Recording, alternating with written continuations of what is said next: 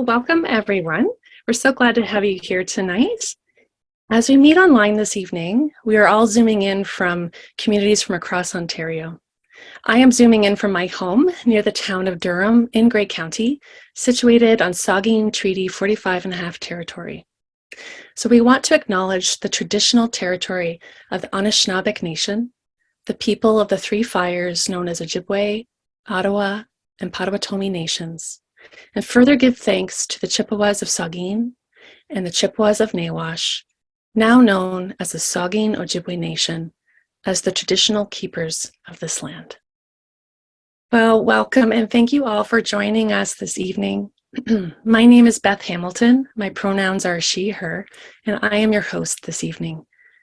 I am a volunteer with Elector Now's planning team, and I'm a former councillor with the municipality of West Grey, where I served for one term, the last term, on council. I ran for council because I wanted to see more diversity at the table to bring a younger voice, a woman's voice, and my experience as an educator and music therapist. And this work at council was life-changing. It's put me on a different path altogether. It was the impetus for me to go back to school and pursue a Master's of Social Work, which I'm doing right now. And so as a former counselor and as a future social worker, I am committed to Elector Now's goal of more diverse representation in municipal government.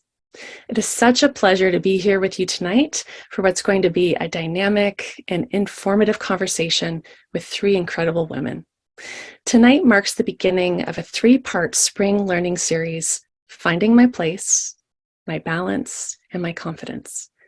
While these sessions are geared to recently elected municipal officials, we believe they will also be of interest to those who are returning to office and others who wish to learn more about what happens at the local political table. It is my pleasure now to introduce Senator Bernadette Clement. Senator Clement is a lawyer and politician who served as mayor of Cornwall, Ontario from 2018 to 2021. She was the first woman to be elected as mayor of Cornwall and the first Black woman to serve as a mayor in Ontario. Prior to this, she served 3 terms as city councillor. Did I get some of these, Senator? Senator Clement will launch our learning series with her personal message of support, and we are so happy to welcome her here this evening. Welcome, Senator. Hello, everyone. I'm so happy to be here. And I guess I want to talk to you a little bit about my story, and it kind of works because today is February 28th. It's the last day of Black History Month. And I have been telling my story this month, but it's very special to be able to tell it to you here. You who, understand local government and the importance, because it's the most important level of government. I mean, I like being a senator, but municipal government is everything. And I want to start by a shout out to my father. I should start actually by telling you where I am. I'm sitting in my home office in Cornwall, Ontario, which is my home community, and it's on the traditional territory of the Mohawk people of Akwesasne and the Haudenosaunee. So the next shout out goes to my father, who turned 101 last week. And he came to Canada from Trinidad and Tobago many decades ago and married my mom in the 60s when a Black man and a white woman just wasn't a marriage to be supported by everyone. My maternal grandparents didn't attend that. And they met as teachers and raised 3 of us to feel very close to each other. But every time I stepped out of the house, I looked different from other people. I didn't always feel like I fit in. And I always got the question, so where are you from? Where were you born? I'm from Montreal. I was born in Montreal. That's where my parents raised me. But I guess I started this journey of trying to find a sense of belonging somewhere. And went to law school at the University of Ottawa, one of two Black law students, and continued that sort of process of wondering where I would eventually fit in and how I would fit in. And moved to Cornwall. So Cornwall, Ontario is on the shores of the mighty St. Lawrence River. It is a very easternmost city in Ontario, almost on the Quebec border. 48,000 people, above $200 million, by the way. I'm still close to those numbers. And moved here for a job at the legal aid clinic. I'm still working there, by the way. I still work there part-time, mentoring some of the younger lawyers there. And it was through my work as a legal aid lawyer that, you know, I started to understand about community, about what people need in community. I volunteered at different organizations and to feel close to the Franco-Ontarian community. So I identify as une femme noire franco-ontarienne. So my mother was Franco-Manitoban. And so being Francophone is part of my identity. Being a Black is also part of my identity. But we didn't talk about stuff like that back then. I didn't understand how to lean into my identity or find strength from that. It was always something to explain constantly. But in 2006, I had been a lawyer for several years. I'll put you out of your misery. I'm 57, just so you don't have to calculate. Going to be 58 this year. So after 15 years of practice, I was representing the children of the clients that I first represented in the beginning of my career. And I just felt like, and I love casework, but it just felt like I wanted to do something more systemic. It was important for me to continue doing casework, which I still do, but I wanted to find ways to support my clients that were systemic ways, as opposed to individual representation. And in 2006, at the same time as I was struggling with that, Domtar closed in Cornwall. So that was the big pulp and paper mill that represented big employer, big jobs, created a lot of smell in our city, but we didn't call it that. We called it the smell of money because it represented, you know, economic development. So when Domtar closed in 2006, I realized that the community was going to go through a period of struggle. And I looked towards city council because I thought, okay, that they may have some answers for us or some solutions around what we're going to do. And there were no women around the council table at the time. And that struck me as, okay, so we're going to go through crisis and we're not going to have women's voices around the table. It didn't make sense to me.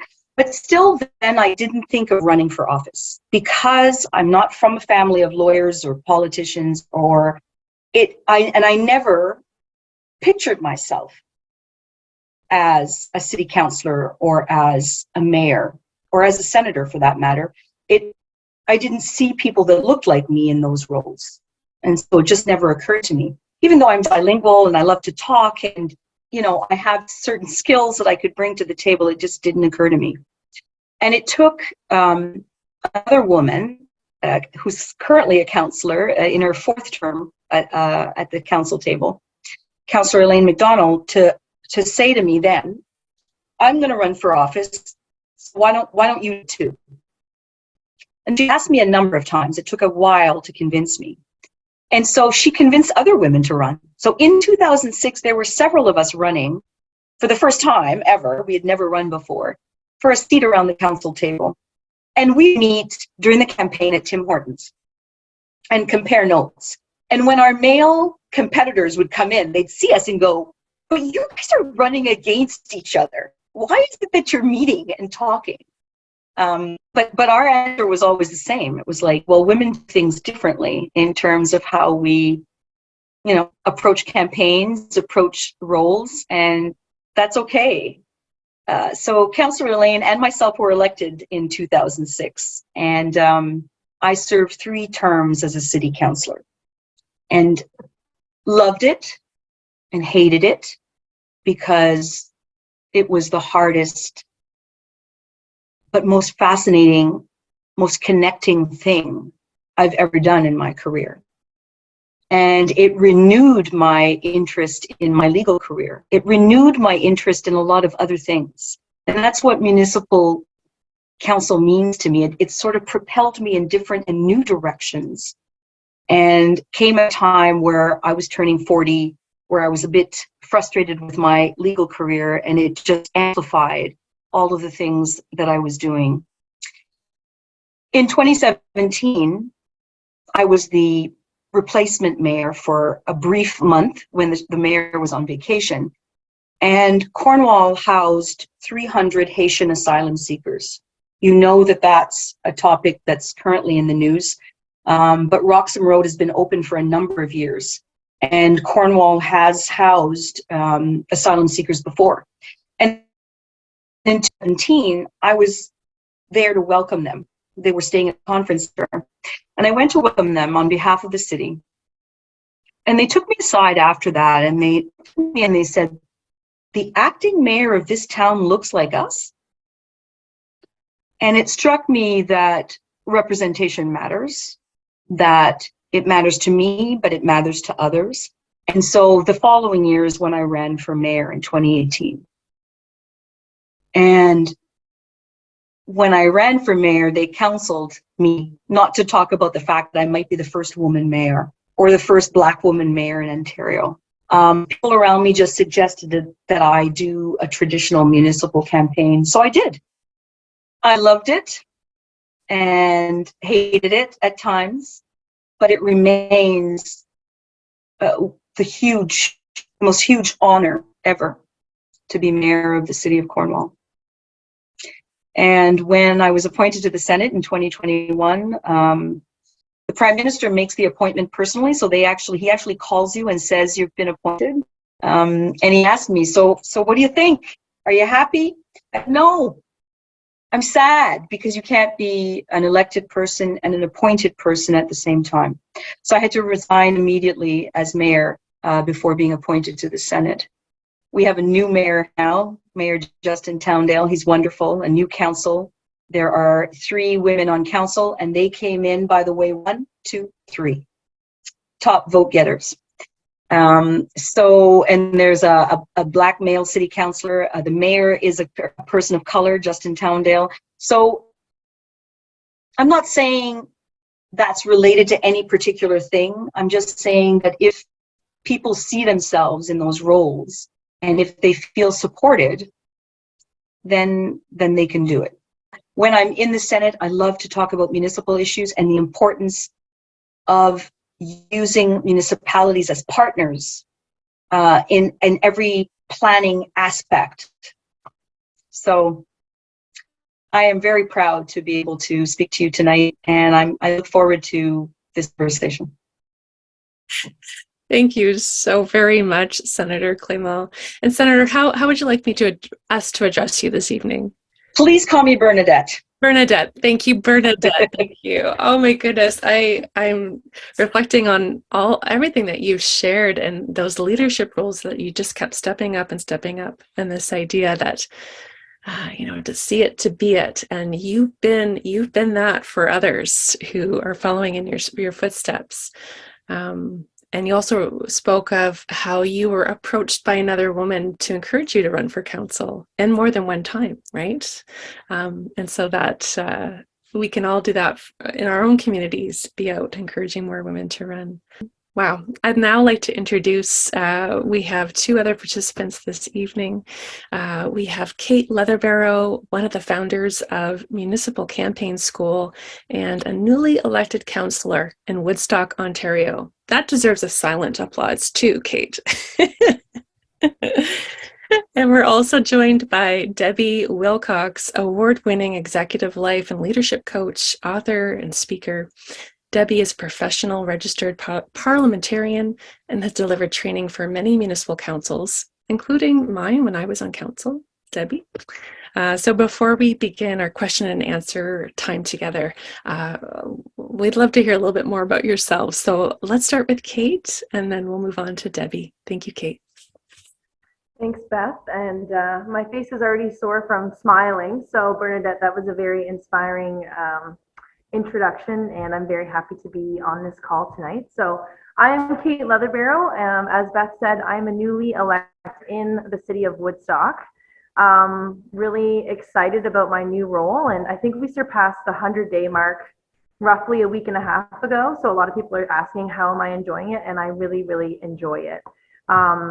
I ran in 2018 and lost by a sliver, and I'm proud to say that I won in October 2022 and had the highest vote count. So that was really, really exciting. We do have a citywide election in Woodstock. Woodstock's population is roughly 47,000 people.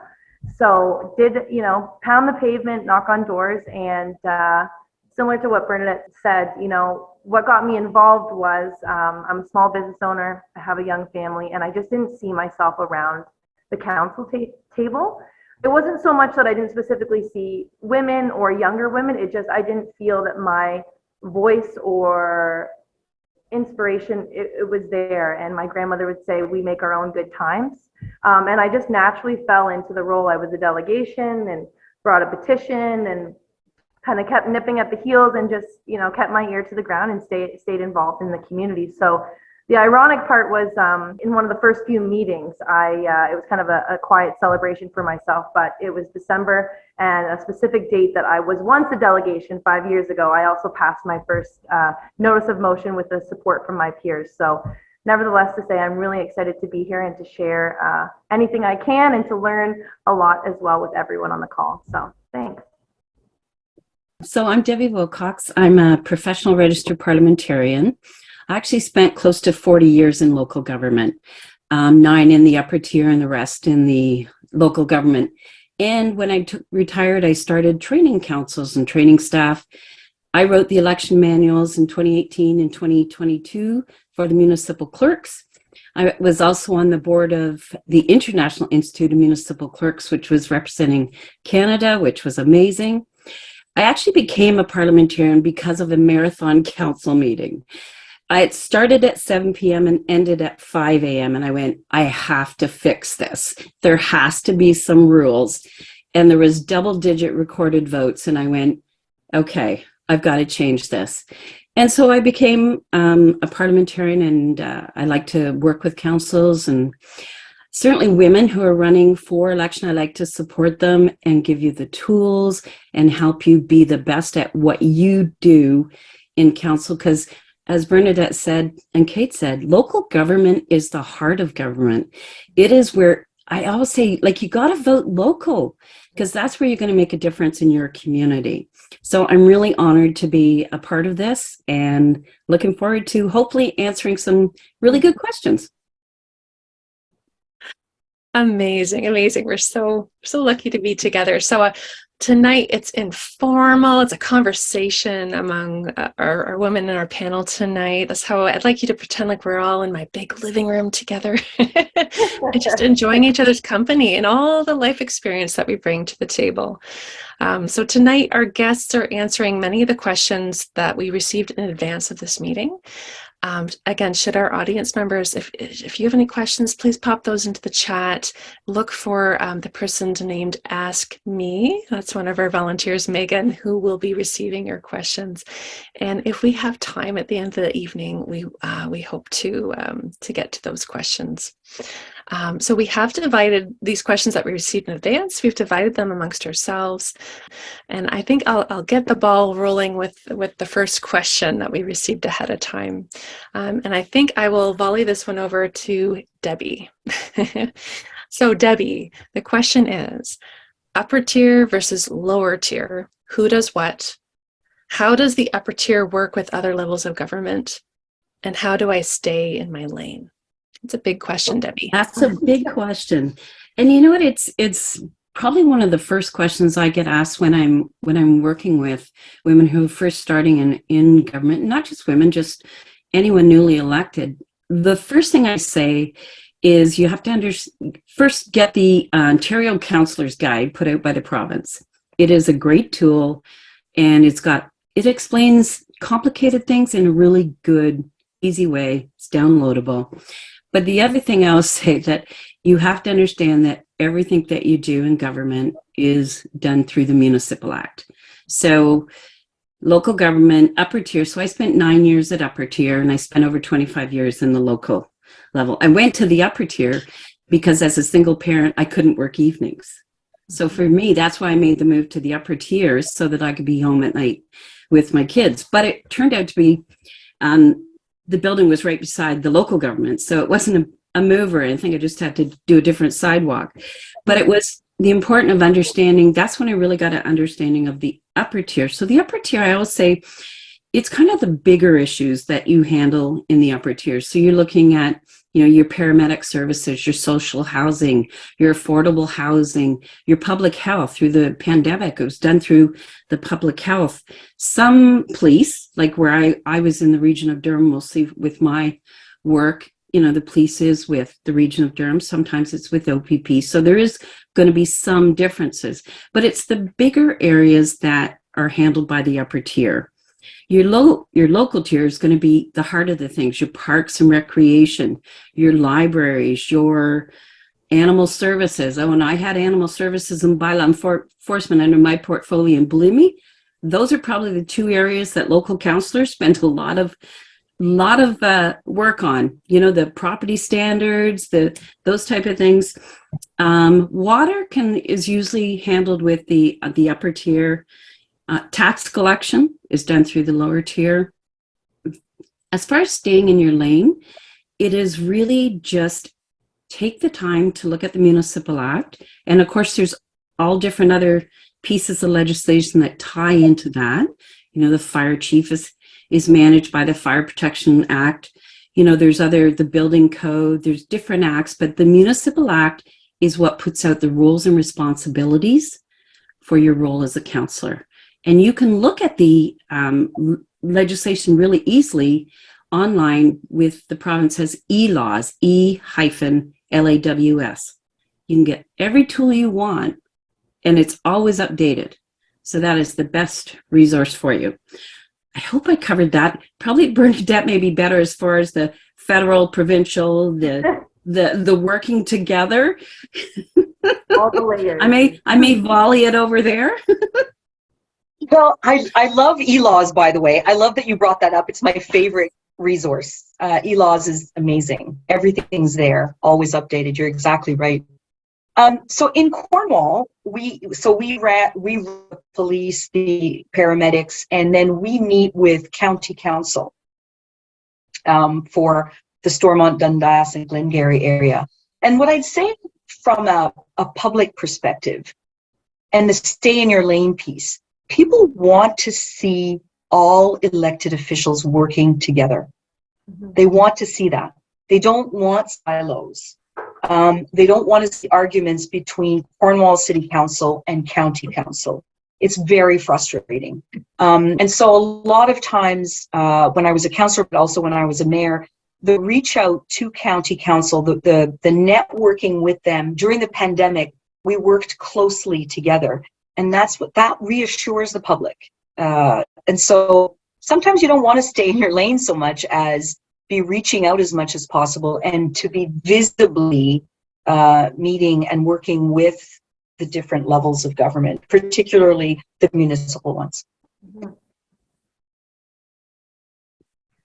And I'll just add 2 cents to that because I also am in the upper tier, lower tier. I am at the area municipality, but in terms of the municipal campaign school, which connected me with Elector Now, we really wanted to get more women and equity deserving groups to be elected in Oxford County, and we saw a lot of success. I know there's a couple of faces on the call, and so I would also just say, whether it's the upper bowl or lower bowl, really branching out across the region to strengthen those relationships. I mean, it's early days, but it's benefited myself and the entire county tenfold already. So just to Bernadette, your point, I think as much as there's goals I have as a lower tier councillor for the county level, I'm really hoping to strengthen those relationships. So whether it's, again, delegations or just kind of, echoing, concerns that you hope could be brought to county, it's really important to strengthen those relationships. So, yeah. Exactly. Yep. I think I'm going to ask the second question and then I will answer it, but I would love the feedback because I keep saying to myself, I'm new, but I am new. So anyhow, number 2 is how do I come prepared to the meeting based on the agenda? So I'm finding in each municipality, it's different when your agenda package is delivered to you. So in Woodstock, we get it, let's say 6 days ahead of the actual meeting. I always want to become prepared. That is my personality. So what I usually do is sift through it quite a few times, then reread it. I take a lot of notes, but I ask staff a lot of questions. Ever since I was a little kid, people would tease me for saying, Kate, you always ask 21 questions. I'm very curious. We could have had a Zoom of just me asking all of the questions. And so I find that staff are readily available. I mean, when I signed up for this job, whether it was campaigning or being elected, I'm not an expert in roads and water and all of the things. And that can be a daunting task. So being, again, strengthening relationships, asking experienced team members or otherwise, but just really getting prepared, asking staff, they're there to help you. I fostered a really great relationship with our CAO. They have a ton of knowledge. It's unbelievable. And then also too, I do get a little nervous when the mic comes on. I'm trying to prevent from my hands sweating, but it happens. So to alleviate that, I do like to kind of pre-write some of my thoughts around what is coming to the council's chambers. That way I just know I'm organized. So preparation's key for me is how I would answer that one. But Bernadette or Debbie, I'm not sure if either one of you have some free advice for me.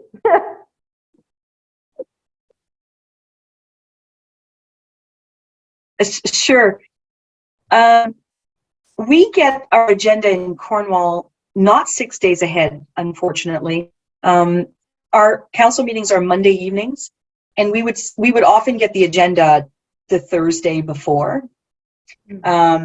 Always a bit of tension around that because we would want more time to prepare. Quite lengthy agendas as well.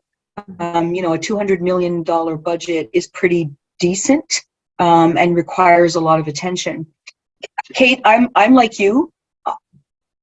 The only way that I feel confident is if I'm prepared. Yeah. Otherwise, I don't feel well about it. Our meetings are televised. The mics are there. There's always media in the room. It took me a while to get used to that, but taking notes and reading the agenda was really important. I value consultation as well. So I would often, and the CAO and asking staff, Kate, right on. Those relationships are crucial.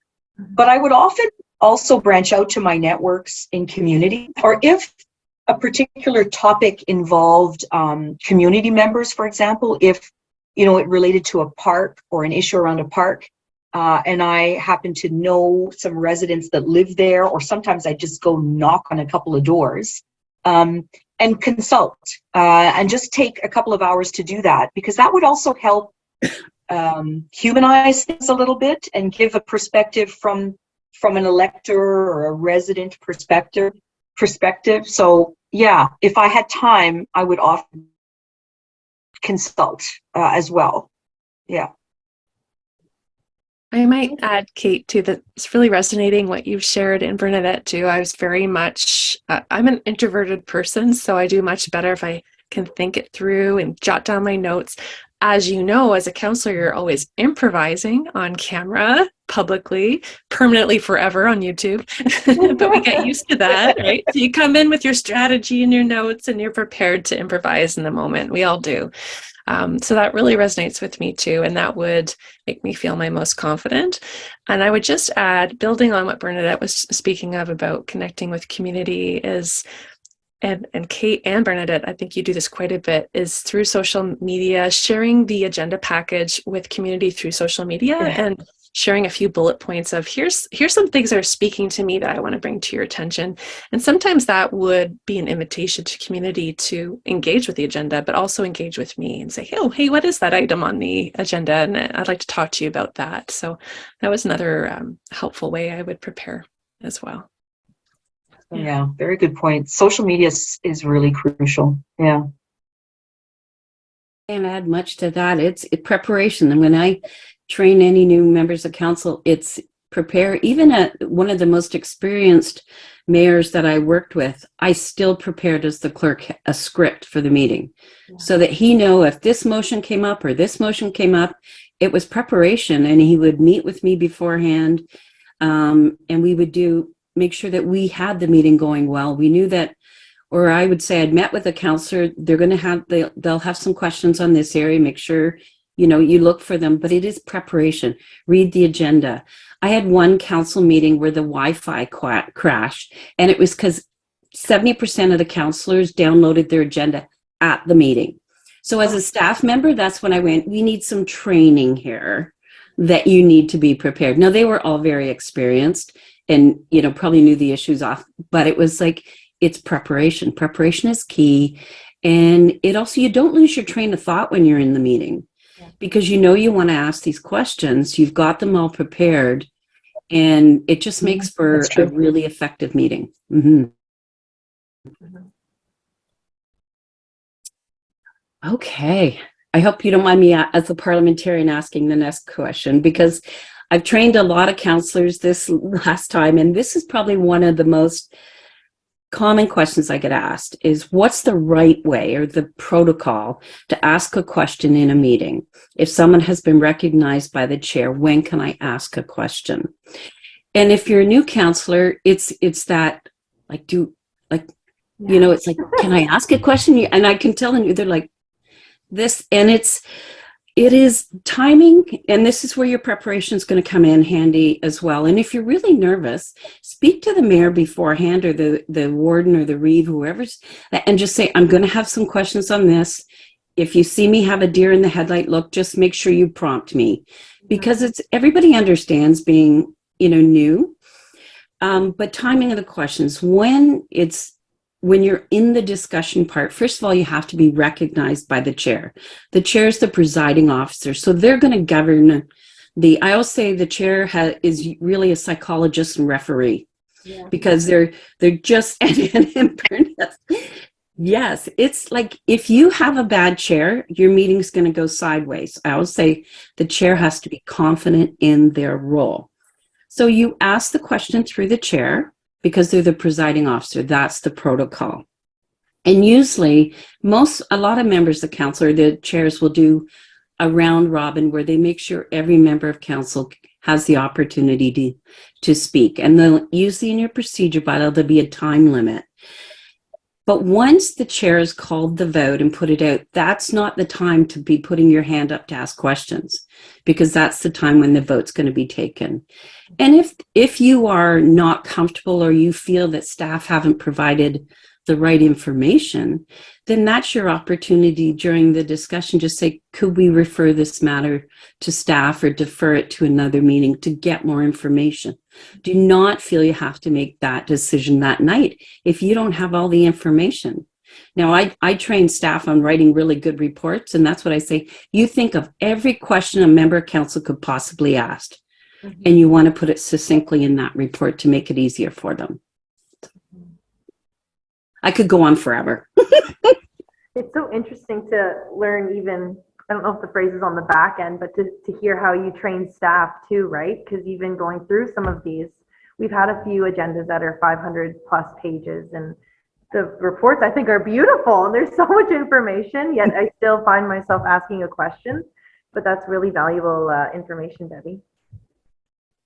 I always say a council that gets along all the time is, I like the debate. I like to have the difference of opinions, because as a staff perspective, they're representing the community and you're getting all the perspectives. So a council that does consensus all the time, I don't think is as effective as a council that has councillors that ask questions. Yeah, and you're right to say that the mayor or the chair has to be a bit of a psychologist, because, people will test your leadership when you're sitting in the mayoral chair, right? They'll test it. They want to see how far they can go. So when I was a councillor, and very nervous about raising, and I always had questions, by the way, Kate, always. I was known in the media as, oh my God, the person who's always popping up asking questions. But they were, you know, I really was curious. And the more experienced I got as a counselor, the more I timed when I would ask questions. Like if it was a controversial topic, or if I wanted to be particularly persuasive on something that was going to require a close vote, I'd try and speak last, you know, ask a question last, and then sort of so it was, the more comfortable I was around that council, the more I could time when I would ask the question. As mayor, you kind of have to, you don't remove yourself from debate, but really your first job is ensure that you're directing traffic and that everybody gets a chance to speak. And that you're getting that debate that Debbie's just talking about. So it's a completely different role when you're chairing. I kind of missed being able to go rogue sometimes as a counselor, right? Sometimes you do, right? If you're really passionate about an issue. Always a good idea though, as a counselor, to talk to them. If you have a passion for a topic, before the meeting you tell the mayor, listen, I'm really thinking about this issue. I've done some work on this. I'm intending to stand up and speak. The mayor then, we then know that that's coming, and we'll know to recognize you, and we'll be watching for you. But otherwise, yeah, as the chair, you're just looking to see who's putting up their hand first, right? So it is a bit of a dance. Yeah. And building on that, Bernadette, like letting the mayor know that you're going to have these questions, but also letting staff know too can be really helpful. Yes. Because then they come prepared with the answers. They can do a little digging ahead of time. They don't feel caught off guard. And I'm saying this, you know, 4 years after experience, not my first year of a counselor. I had lots of questions. And I think I also started learning kinds of questions and what kinds of questions are best suited in the moment in a public meeting, and which ones are maybe too detailed and should be on the side, or certainly you learn what's appropriate questions too, of course, but getting into nitty-gritty operational details, not my lane, right? So that took practice, right? And you bump up against those barriers and you learn from that. But I think asking questions is so important, especially in our new council roles. Yeah. Okay, speaking of questions, I have a question that we gathered, you know, and I'm gonna volley this one over to you again, Debbie. The question is, and then of course we'll open it up, but the question is it okay to ask for more information or clarification if I don't feel informed enough to vote? It's kind of building on what we were talking about. Yeah, I kind of mentioned that. Yes, it's okay to ask staff. You know, as a staff member coming in, I always prepared any type of question I thought would be fired at me. But I also appreciated when counselors came to me beforehand and said, you know, I want to ask this question. Sometimes I would know a little more details and go, why don't you phrase the question this way? Because these deer in the headlight looks and like, where did that come from?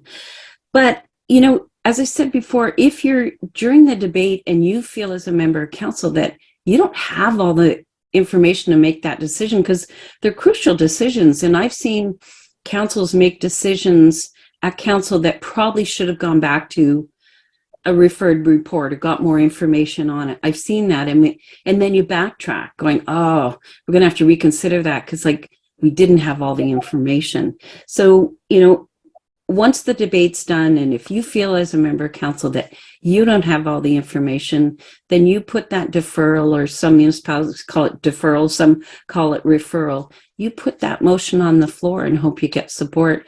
But when you do that, you want to put some clarity with it. Say, I'd like to refer it back to staff. So ABC, so staff are really clear on what they're reporting back on, because there's nothing worse than getting that report back and it doesn't answer your questions. Right. Yeah. Hope that helps.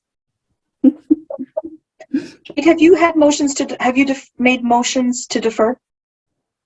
Sorry, what's that? The screen broke. Okay, have you made motions to defer? Have you experienced that? We had one planning application that we deferred so far, but other than that, we haven't. So I don't know if that means we're just super prepared, but so far we haven't had that happen yet. But I'm very interested in, you know, it's good to know that's an option.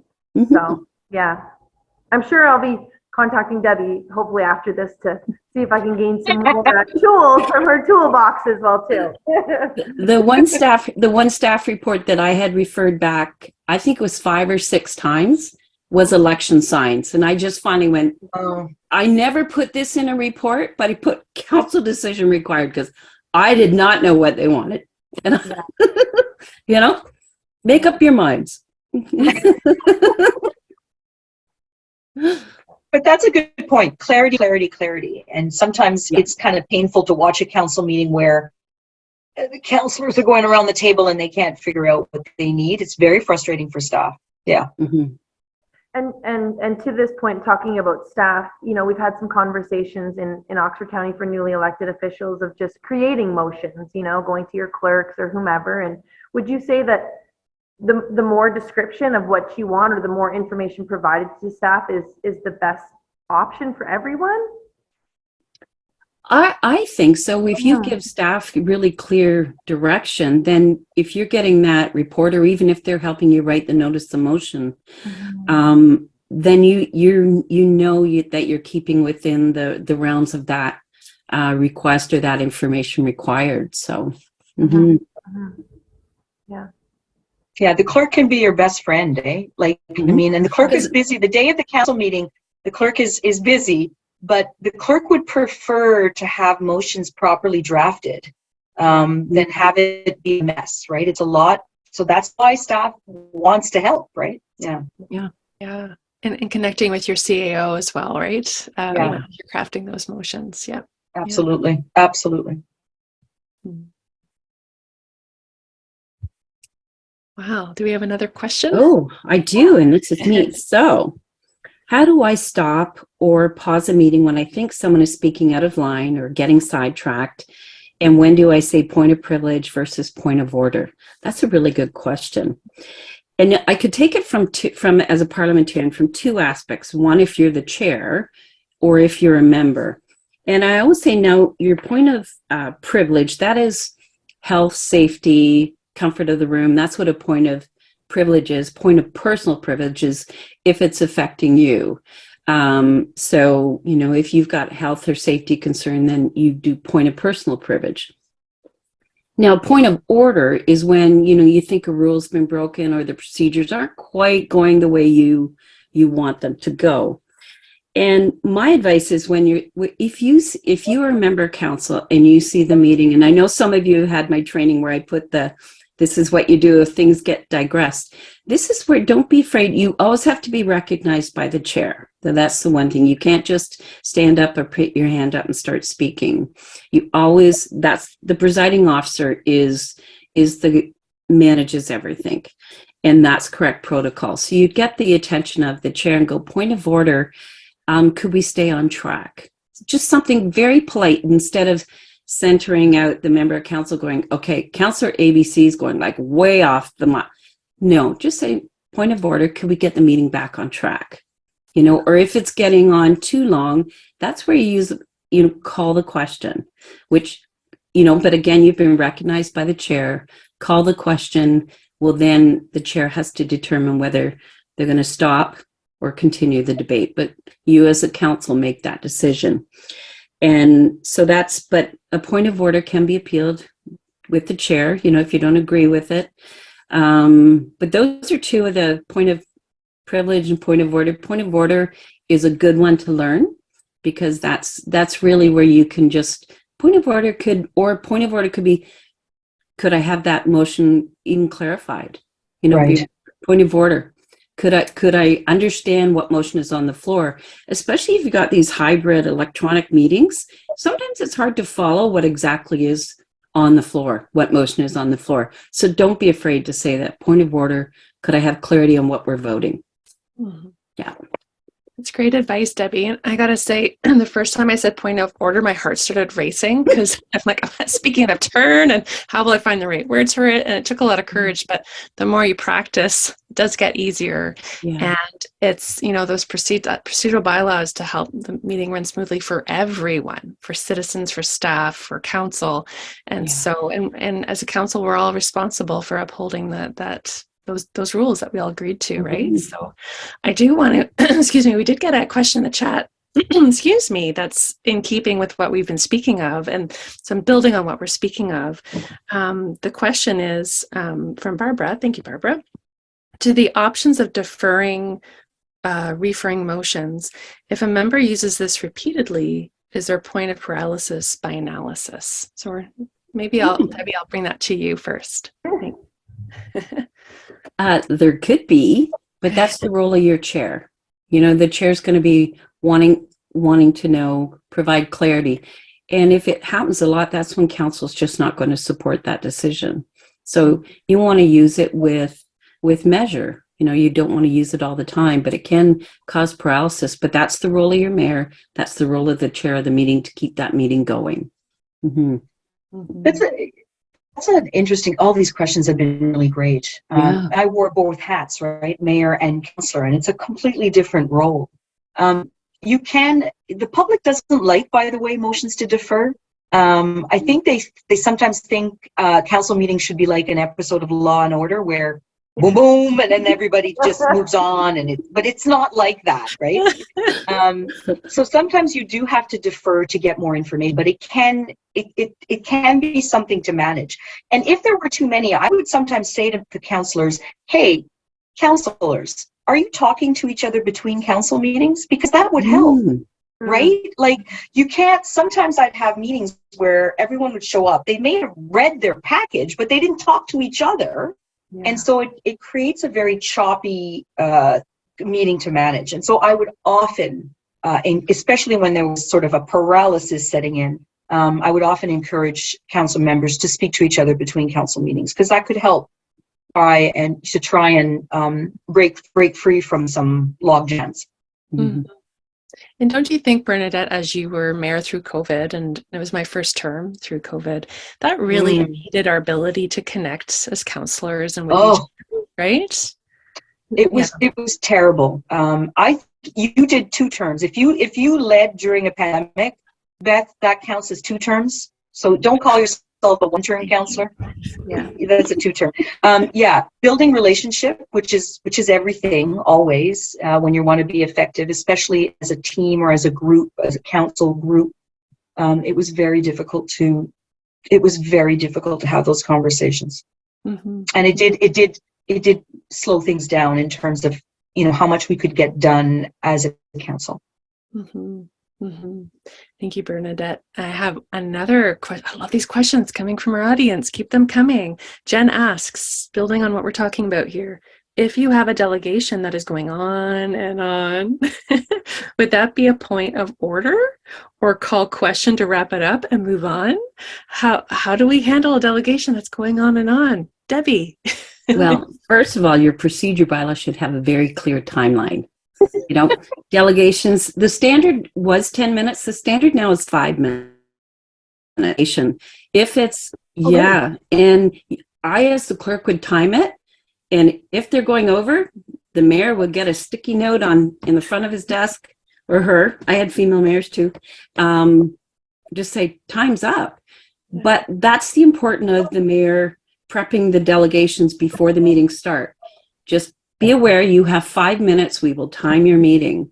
So I would always give the delegations, and a lot of clerks will give the delegations a delegation guide, which provides them with the timing. So it's about communicating to them. Just say you have to be very succinct and you have 5 minutes, but then it's up to council if they want to extend it. That's where they'll do a motion to suspend the rules to add additional time for the speaker. Mm-hmm. So it has to be carefully controlled in your procedure bylaw and with the chair. Yeah.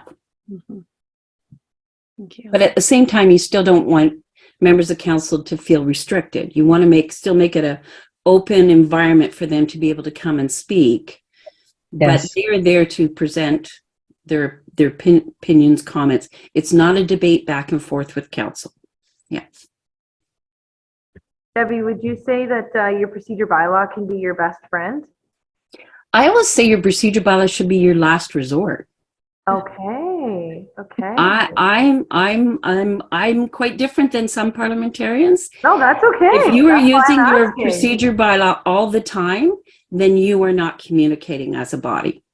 and you have to change. Debbie. Oh my gosh, you are exactly right.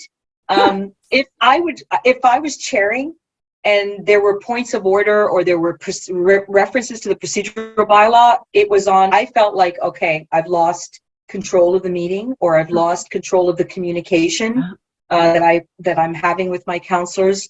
No, that's not a great sign. You want to know your bylaw and you want to have it there. You want to respect it. You want a meeting to flow because you're having good communication before and during the meeting, and not having to resort to the bylaw. I so agree with you. That's great. Well, since I asked the last question, I might ask one more here. To Beth, I'm gonna, as the expression, volley this over to you. If I have a specific issue that is really important to me, how do I bring it to the table and how do I get my point across? Yeah, that's such a good question. And it changed for me every year of my term. Maybe it depended on the context or the timing or just, I don't know. I think it depends on the issue too, how you'll handle that. But as you know, Kate, because you love to prepare too, that was always my first step, research. And my research was to Google. I would Google motions on other councils who had addressed a similar issue. I would watch their council meetings as they debated that specific issue. I would look for staff reports. So I was looking to peer municipalities to see how did they handle this issue that I would like to work through my council. Was one of my steps. I would engage staff and talk to them about the issue I wanted to bring forward, to hear their expertise, if they had any questions or concerns, and it might even pivot my thinking ahead of me bringing it to council. I would talk to some council members just to bend their ear, get their perspective, get a sense of support. That would also shape my arguments and my motion in those conversations. Having said that, I would like to touch base with Debi about, I was always afraid of I was worried that I couldn't maybe talk to every councillor, that would I be making a decision behind the scenes. This was always a worry of mine, Debi. So maybe you could, make me feel better, but I'll just pin that there for a moment. So I didn't talk to my whole council, Bernadette. I only talked to less than the majority as I was working my way through. I think too, patience, like it depends how complex the issue is that you're bringing forward. And you might not be successful the first time. That's okay. Take a breath, think it over. Is there another time that you could bring it forward again?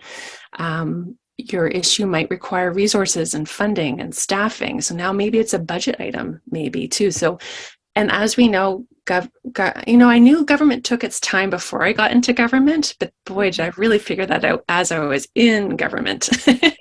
And so there were some issues I brought forward that I didn't get to see to completion as a councillor on an active council. I saw them coming to this current council, which was still heartening. It was great to see it come forward, but that's just how long some things take time. And I guess always working towards middle ground too, depending on what your issue is, right? You might have to give a little to get a little, that's important too. It's a big question. But I would like to see what Debi could say about us having these conversations, building communication so important. What's the balance between talking behind the scenes with our fellow members of council and this don't create an accidental meeting? Could you speak to that, Debi? Yeah, that's a big issue, and it's a delicate one. But the context is you can't be meeting together where you have a quorum and you're furthering the business of council. Just kind of keep that as your rule of thumb. So if you all meet for coffee, the whole council, and you're discussing whether you're going to approve that arena at the next meeting, that's a meeting. And someone's going to catch you and you're going to get a complaint with a closed meeting investigator.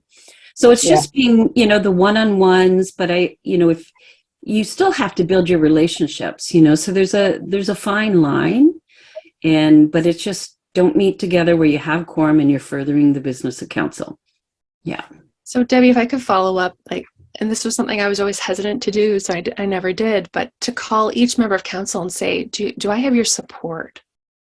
Is that something that we can do as members of council? I see Bernadette's probably a great one to answer that question. And that's a great question. Yeah, it is a good question. So in Cornwall, there are 10 councillors plus the mayor. That's 11 votes. And so when there was something close or something you were passionate about, you knew you needed your 6 votes. Yeah. And so it was the 6. And so yes, you lobby, you call, you meet, and you work your council. If it's something that you think is going to be close and that requires that kind of contact. It's not every vote, of course, that's like that. But there are some that you're particularly passionate about. 6 votes. That's what we used to talk about. Yeah. Yeah. Okay.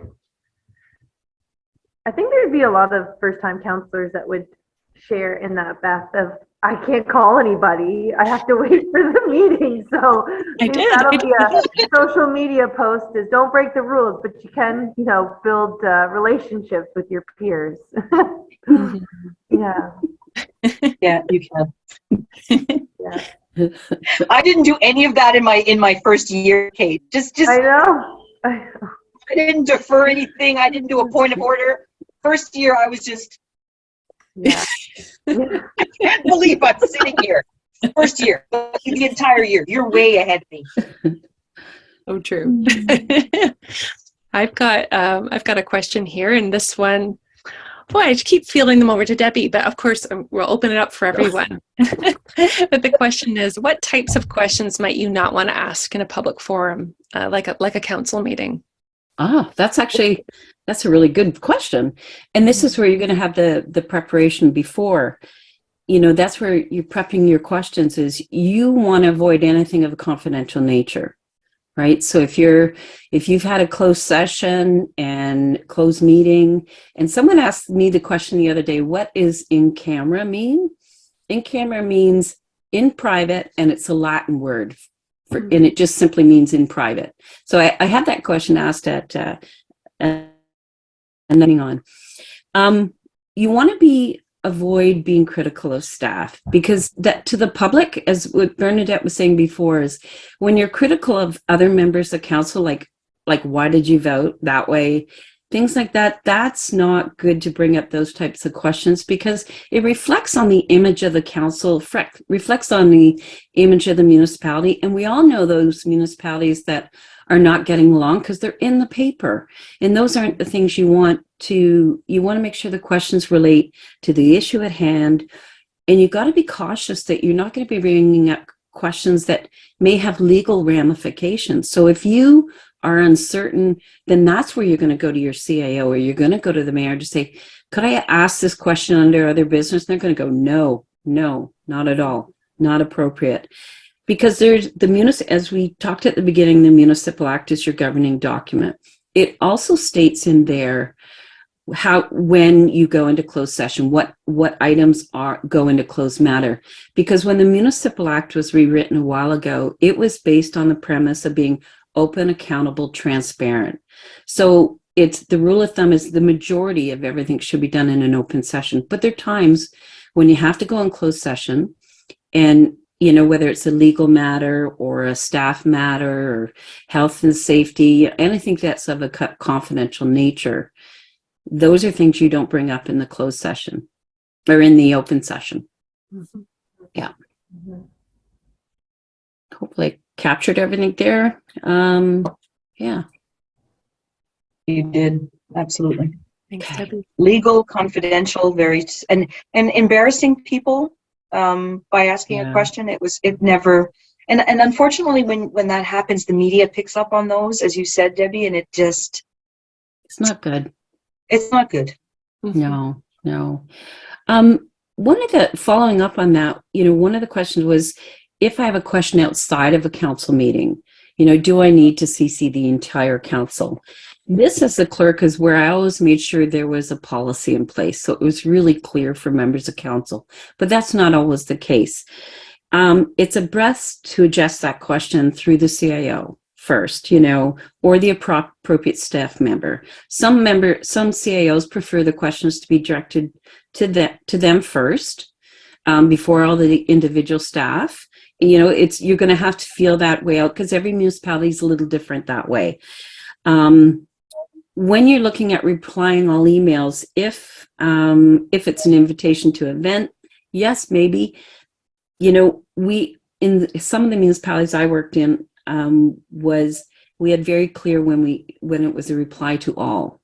If it was your opinion on a matter before coming to council, maybe you just want to leave that with the mayor or the CAO. So those are type of things, I think, for addressing the questions outside of a meeting. You have to ask them. You have to build the relationship. You sometimes have to ask your community. As Bernadette said, sometimes you have to go out and find out their opinion. Do they want this dog park in their community? But as far as seeing your entire council, it's really going to depend on the protocol within your municipality and make sure that the CIO knows exactly. That would be my best advice as a staff. Yeah. Mm-hmm. Again, something I was very scared of doing, Debbie, and I just didn't, just to be safe, because during our training it was you're creating a meeting online, like via hit reply all, depending on the content. So I just didn't do it, Debbie. Well, it was funny. I had one member of council happened to be working in the spare office in the clerk's office, and he sent an email, but he put it to all staff. So this email went to the entire organization. I have never jumped out of my office so fast and go, retrieve, retrieve. Yeah. Now, luckily it wasn't, it was pretty generic, but it was saying, this is how I'm going to vote on this issue. And he thought he was doing it to the council group, but he did it to all staff. And we retrieved some, but not all emails. But I've never moved so fast out of my office. Reply all is evil. Evil. Yes. Don't do it. Just don't do it. It's a lot of work for people too. Even for events, when we get, through various events invitations is what I'm trying to say. I'm always hesitant, so I'll just reply to one, being like, I'll be there or I won't be there, because building those habits too, right? Because accidents, of course, do happen, but I'm always aware of that. And I wanted to ask Bernadette and Beth, because you just said how working as a elected official through the pandemic, selfishly, I'm happy to be elected now because I can only imagine how challenging that was. But are there any differences between in-person and Zoom council meetings? I don't know who wants to answer that, or all three, if everybody has something to say. Bernadette, that's a good one. Yeah. You know what? I mean, I hated all the Zoom council meetings, but I mean, we did it. We passed an entire $200 million budget on Zoom. It was not ideal. And I had to make sure as mayor that I was phoning people after, and that I was continuing that sort of in-person contact individually with councillors. All those conversations in the hallway or during break, they were gone. And when you are in a chair position, leadership is about building relationship. And so it was a real struggle for me, and I had to find all kinds of other ways to continue to have individual relationships with those councillors. It was important that I be in touch with each one of them in different ways, and so it took a lot of energy. The pandemic was rude, Kate, in a leadership role. It was awful. Yeah. I see. You got a heart from Barbara Debrina. She's talked about making those personal reach outs. You raise a good point too about those connections, Bernadette. And my experience too was lack of body language. Like, we spent 2 years on Zoom, basically. So my first year in person, I don't know what I'm doing yet. As we know, in our first year. And then we're on Zoom for 2 years. That was a whole learning curve. And then when we came back for the last year in person, the eye contact, the look at staff to see, well, what are they thinking about what we're talking about? Like all of that communication in person, as we know, feeling the energy really changes how you can move things forward and generate buy-in and really hear each other out. I found 2 Zoom meetings, as we know, we're on a Zoom meeting right now, the camera's on you the whole time. Whereas at a council meeting, I could relax more. People are looking at me when I'm speaking, not when I'm not speaking. And so to be on Zoom for 4 or 5 hour council meetings, it's exhausting. And then, as we know, just your microphone, right? Like you should always be appropriate when you're on council, always, but even higher risk when you're on a Zoom meeting and you think maybe you're muted or not, or your dog's barking, whatever, but just you're at higher risk to really be on your best protocol behavior, as we always should be, particularly on a Zoom meeting. I just found them more taxing altogether, and the communication piece, as Bernadette said. Debi, do you have anything else to add? Yeah, they are. Well, first, I'm going to approach it from a different perspective. So when you're in a Zoom meeting or you have those hybrid meetings, what I will say to members of council is, or the chairs, really articulate what you're voting on, because it's really hard for members of the public to be watching a meeting going, okay, they moved item 1 on the agenda, but if the agenda is not on the screen, they don't know. Right. So it's a real communication needed. The other part is where if you're going to sit in a coffee shop and attend a council meeting, I would advise, what if you go into closed session? You have to be in a room where nobody else is, and there's been instances where, the member of council's had a member of the family walk in the room, and you can't. It's a closed meeting. So you do have to be extremely more cautious. And I should say, both of you mentioned that you have to be it is exhausting. The role of the mayor during a hybrid meeting is tenfold versus being in person. Yeah, because body language is a big part. Mm-hmm. I remember doing a marathon, not as marathon as 5 a.m., but a marathon council meeting on Zoom. And when it ended, I just cried for half an hour. Yeah. I couldn't, it was just unbelievable. And it was a successful meeting, but it was so draining. Mm-hmm. So draining. And your point is good. During the pandemic, we put in Zoom sort of protocols because some of our members were like in darkness or they were eating on screen. And so we actually had to put out some protocols for how to be, because it's a council meeting and people are watching, and there's so it was a little bit embarrassing to have to do that, but we did it. Yeah. That sounds familiar, Bernadette. I know particularly for closed session meetings, we weren't allowed to have our background, those faux screens you can have on Zoom, right? Yeah. So, for example, we'd say, okay, we have to see all the mess behind you for the closed meeting. So we need to know and see that you're alone.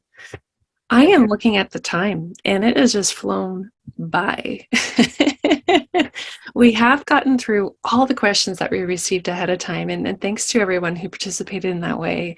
But I'm afraid we're coming to the end of our question and answer period for tonight's session. Before we go, though, I would like to give you each an opportunity to say some final words. But I think we will move forward with our closing words, beginning with Senator Clement. I wish I had met you all back in 2006. It would have made things a lot better for me. I think women need a lot of support, and I don't know, everybody needs support, but for women in leadership roles and elected roles, there are additional challenges and criticisms.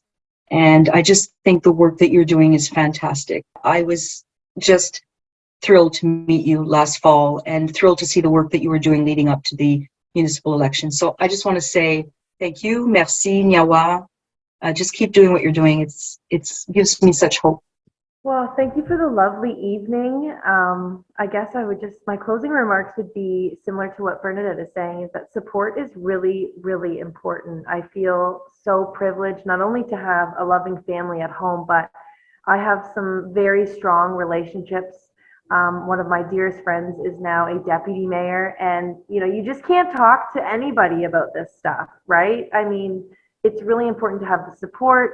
It's really important to have a beverage every now and again if that's what you so desire, and just lean on your people. And so if it's 1-2 where you're always able to find, elect her now, do try to participate, because there's great resources out there, and I hope everyone continues to feel supported in the best way they can.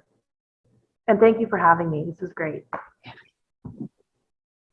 Oh, I've loved this whole evening. It's great. And I thank Elector now for having me part of this. And I would say, if you're newly elected, don't be afraid. Have your cheat sheets in the meetings. Is this what I say? Just have it in front of you. And you're doing great work. I hope that we keep getting the more women into elected office, and the support is critical. Building relationships. I did that through a 40-year career, and there's still people that I call from that relationship I built early on in my career.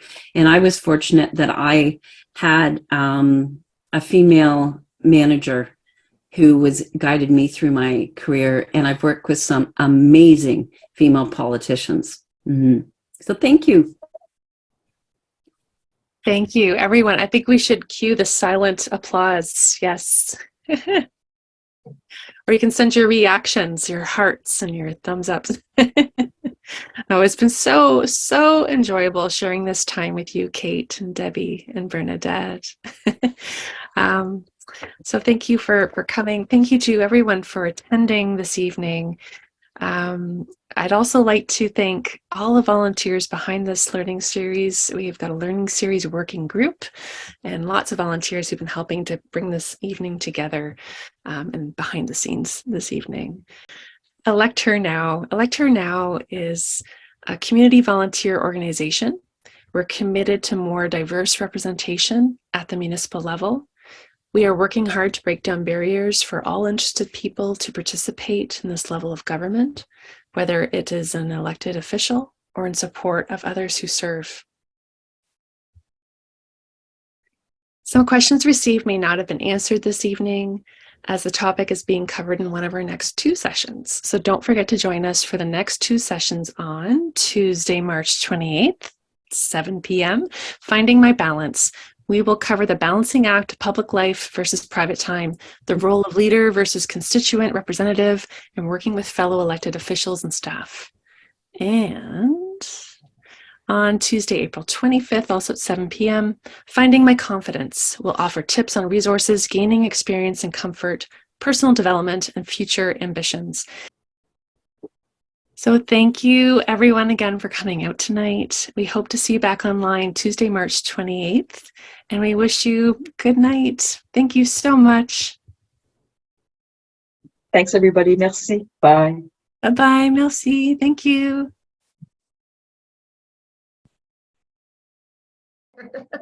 The question was, if you have recently approved a budget and now find there are needs that were not addressed in the budget, could you put forward a motion for council to consider reallocation of the funds? You can.